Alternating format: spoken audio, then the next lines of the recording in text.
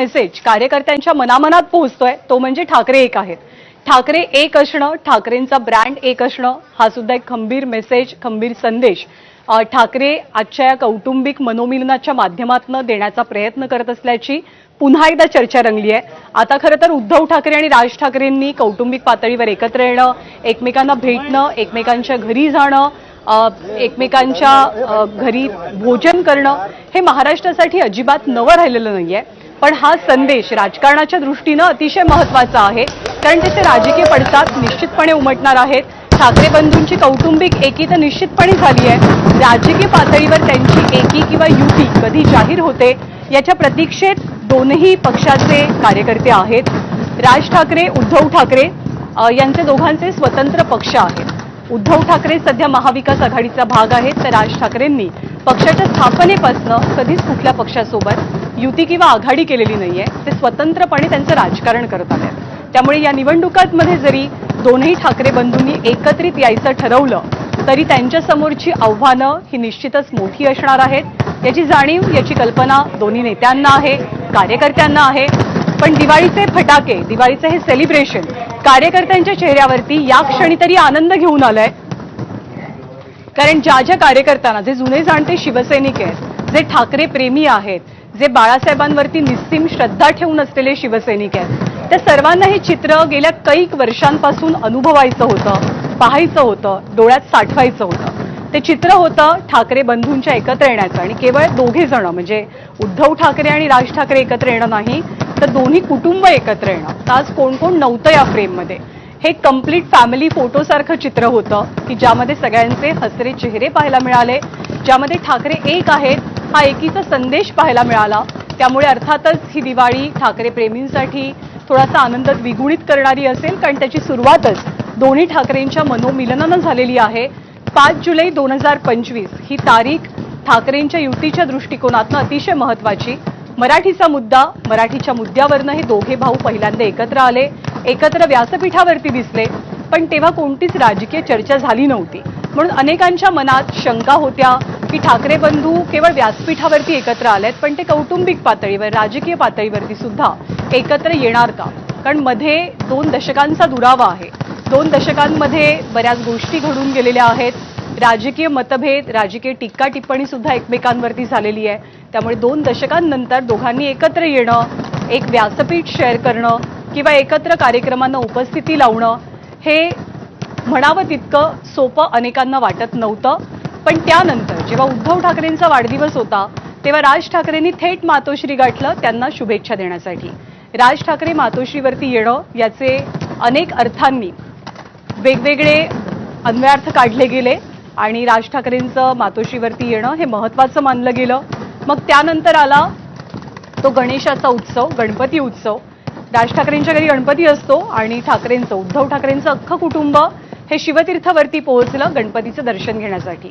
तेव्हा शिक्कामोर्तब झालं की कौटुंबिक पातळीवरती सुद्धा आता मनोमिलन झालेलं आहे. आता सर्वांना प्रतीक्षा आहे ती राजकीय युतीच्या घोषणेची. जसं की मी आधी म्हटलं की राजकीय पातळीवरती दोन्ही पक्ष एकमेकांपासून थोडे लांब गेलेले आहेत. मध्यंतरीच्या काळामध्ये राजकीयदृष्ट्या उद्धव ठाकरेंना प्रचंड मोठा धक्का, फटका सहन करावा लागला. बाळासाहेबांची शिवसेना फुटली, त्याची 2 शकलं झाली आणि उद्धव ठाकरेंना मुख्यमंत्री पदावरनं पायउतार व्हावं लागलं. ठाकरेंच्या घराण्यातनं कुणीही आजवर थेट निवडणूक लढवलेलं नव्हतं किंवा कुणीही सत्तेतलं पद उपभोगलेलं नव्हतं. पण 2019 ते 2025चा हा सगळा काळ ठाकरेंसाठी अनेक चढ उतारांचा राहिला, राजकीयदृष्ट्या, वैयक्तिकदृष्ट्या. आणि त्यानंतर दोन्ही ठाकरेंचं झालेलं हे मनोमिलन नवी आशा पल्लवित करणारं आहे, नवी चेतना कार्यकर्त्यांमध्ये जागृत करणारं आहे. आता महापालिका निवडणुकांच्या आधी या युतीची घोषणा होणं ही एक केवळ औपचारिकता राहिली आहे असं अनेक जण मानतात. आता ठाकरेंचं एकत्र येणं ही काही ब्रेकिंग न्यूज राहिलेली नाही, अनेकांसाठी हे काही सरप्राईज राहिलेलं नाहीये. पण तरी सुद्धा राजकीय युतीची घोषणा अद्याप झालेली नाही. मध्यंतरी दोन्ही पक्षाच्या वतीनं किंवा ज्येष्ठ नेत्यांच्या वतीनं अशी काही वक्तव्य जरूर झाली की मुंबई असेल, ठाणे असेल, नाशिक असेल, पुणे असेल अशा महत्त्वाच्या महानगरपालिकांमध्ये मनसे आणि शिवसेना दोनही पक्ष एकत्रित लढतील अशी चाचपणी सुरू झालेली आहे. या अशा जागा आहेत, ही अशी शहरं आहेत जिथे ठाकरे या नावाची ताकद आपल्याला आजही पाहायला मिळते. ठाण्यामध्ये शिवसेनेला पहिली सत्ता मिळालेली होती. शिवसेनेचा पहिला महापौर जर कुठे बसला, कोणत्या महानगरपालिकेमध्ये बसला, तर ते ठाणं होतं. त्यामुळे ठाण्यामध्ये ठाकरेंची ताकद आहे, मुंबईमध्ये ठाकरेंची ताकद आहे, नाशिकमध्ये ठाकरेंची ताकद आहे. आणि याच सगळ्या अनुषंगानं विचार करता हे बंधू एकत्रितपणे या महानगरपालिकांमध्ये निवडणुका लढवतील अशी शक्यता नेत्यांकडनं वर्तवली जाते. ही सगळी मंडळी आता शिवतीर्थावरती परत निघालेली आहेत आणि राज ठाकरे गाडी चालवतायत, उद्धव ठाकरे बाजूला बसलेले आहेत. पुन्हाच कदाचित तशाच पद्धतीचा क्रम आपल्याला सगळ्या गाड्यांमध्ये पाहायला मिळेल. हे असं चित्र, ही अशीच फ्रेम काही वर्षांपूर्वी महाराष्ट्रानं पाहिलेली होती. प्रसंग प्रचंड वेगळा होता. उद्धव ठाकरे आजारी होते, राज ठाकरे अलिबागच्या दौऱ्यावरती होते आणि बाळासाहेब ठाकरेंनी तातडीनं फोन करून उद्धव ठाकरे आजारी असल्यामुळे राज ठाकरेंना बोलावून घेतलं होतं. तेव्हा राज ठाकरे शिवसेनेपासून दूर झालेले होते. हा साधारणतः 2012च्या आसपासचा काळ असावा आणि तेव्हा तातडीनं अलिबागचा तो दौरा तसाच अर्धवट सोडून राज ठाकरे हे उद्धव ठाकरेंसाठी लीलावती रुग्णालयात पोहोचले आणि उद्धव ठाकरेंना जेव्हा डिस्चार्ज मिळाला तेव्हा राज ठाकरेंनी उद्धव ठाकरेंच्या गाडीचं सारथ्य केलेलं होतं, त्यांना मातोश्रीवरती आणून सोडलेलं होतं. पण त्यानंतर हे दोघे भाऊ पुन्हा महाराष्ट्राला एकाच फ्रेममध्ये एकत्र काही दिसले नाहीत, काही अपवाद वगळता. पण 5 जुलै 2025 हा तो दिवस होता जेव्हा तमाम ठाकरे प्रेमींची ती इच्छा पूर्ण झाली. हा दीपोत्सव आता केवळ दीपोत्सव राहिलेला नाहीये शिवसेनेसाठी, मनसेसाठी, तर ते दोन कुटुंबाचं मनोमिलन सुद्धा आहे. युतीचा दीप सुद्धा यातून प्रज्वलित होणार का, युतीचा आकाशकंदील सुद्धा उजळणार का, अशा चर्चा सुद्धा सुरू झालेल्या आहेत. दसरा मेळावा नुकताच झाला, तेव्हा सुद्धा अशा चर्चा रंगलेल्या होत्या की दसरा मेळाव्याच्या निमित्तानं राज ठाकरे व्यासपीठावर येतील का, हजेरी लावतील का, काही युतीबद्दलचं भाष्य केलं जाईल का. पण दोन्ही ठाकरे बंधूंनी ती गोष्ट टाळलेली होती. आता दीपोत्सवाच्या निमित्ताने याच्या चर्चा झाल्या, पण आजही कोणतंच राजकीय भाष्य या दोघांनी केलेलं नाहीये. पण ही गोष्ट आता निश्चित आहे की ठाकरे एकत्र आलेले आहेत, कौटुंबिक पातळीवर ते एकत्र आलेत आणि राजकीयदृष्ट्या एकत्र येण्याची सुद्धा तितकीच दाट शक्यता आहे. अगदी याच आठवड्यात सुरुवातीला महाविकास आघाडीचे नेते निवडणूक आयोगाच्या भेटीसाठी पोहोचलेले होते. मतदार याद्यांमधले घोळ असू देत, बोगस मतदार असू देत, या सगळ्या संदर्भातली तक्रार करण्यासाठी महाविकास आघाडीचे नेते जेव्हा निवडणूक आयोगाकडे गेले तेव्हा राज ठाकरेंनी सुद्धा त्यांना साथ दिली. दोघे भाऊ बाजूबाजूला बसलेले. आक्रमक बाणा, आक्रमक आवाज कुणाचा पाहायला मिळाला होता, तर तो अर्थातच राज ठाकरेंचा पाहायला मिळालेला होता. उद्धव ठाकरेंनी तेव्हा एक मिश्किल टिप्पणी सुद्धा केली होती की आम्ही दोघं आता बाजूबाजूला बसलोय, आम्हाला आमच्यामध्ये कोणी नको आहे.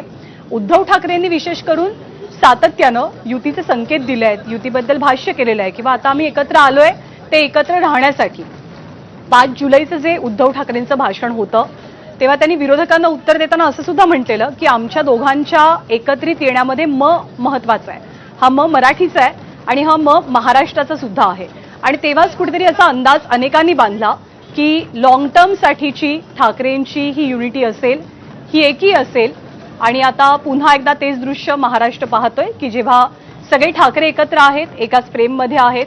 गणपतीच्या वेळेला तेजस ठाकरेंची अनुपस्थिती अनेकांना जाणवलेली होती, पण आता दिवाळीच्या निमित्तानं तेजस ठाकरे सुद्धा या कौटुंबिक मनोमिलनाच्या कार्यक्रमाला हजर असल्याचं पाहायला मिळतंय. दिवाळीच्या पहिल्याच दिवशी ठाकरे बंधूंची एकी, ठाकरे बंधूंचं एक होणं, कुटुंबाने एकत्र येणं, अगदी हसरे चेहरे पाहायला मिळणं, हे ठाकरे प्रेमींसाठी, शिवसेनेच्या अनेक कार्यकर्त्यांसाठी, मनसेच्या कार्यकर्त्यांसाठी सुखकारक चित्र आहे. कारण महाराष्ट्राची संस्कृती राहिली आहे गेल्या अनेक वर्षांपासून की राजकारणाच्या ठिकाणी आणि वैयक्तिक गोष्टी, वैयक्तिक मैत्री, वैयक्तिक स्नेहसंबंध हे त्यांच्या ठिकाणी. त्यामुळे असे अनेक राजकीय नेते महाराष्ट्रामध्ये होऊन गेलेले आहेत की जे राजकीयदृष्ट्या एकमेकांचे विरोधक होते, जे राजकीयदृष्ट्या एकमेकांवरती टीका करायचे, पण कौटुंबिक पातळीवरती, वैयक्तिक पातळीवरती त्यांनी कायमच एकी ठेवलेली होती. हे दोघे तर भाऊ आहेत, या दोघांचं रक्ताचं नातं आहे, सख्ख नातं आहे. बरीच वर्ष हे दोघं जण एकमेकांपासून दूर राहिलेले आहेत. पण आज दिवाळीच्या निमित्तानं ठाकरेंचे हे हसरे चेहरे पाहून त्यांच्या चाहत्यांना, शिवसेनेच्या कार्यकर्त्यांना, मनसेच्या कार्यकर्त्यांना निश्चितपणे आनंद झालेला असेल. ठाकरेंची ताकद काय आहे याबद्दल त्यांचे विरोधक म्हणजे सत्ताधारी सातत्याने त्यांना डिवचत असतात आणि आम्ही जेव्हा एकत्र येऊ तेव्हा ही ताकद महाराष्ट्राला दिसेल असं ठाकरेंनी म्हटलंय. तर ठाकरेंच्या दीपोत्सवाच्या बातमी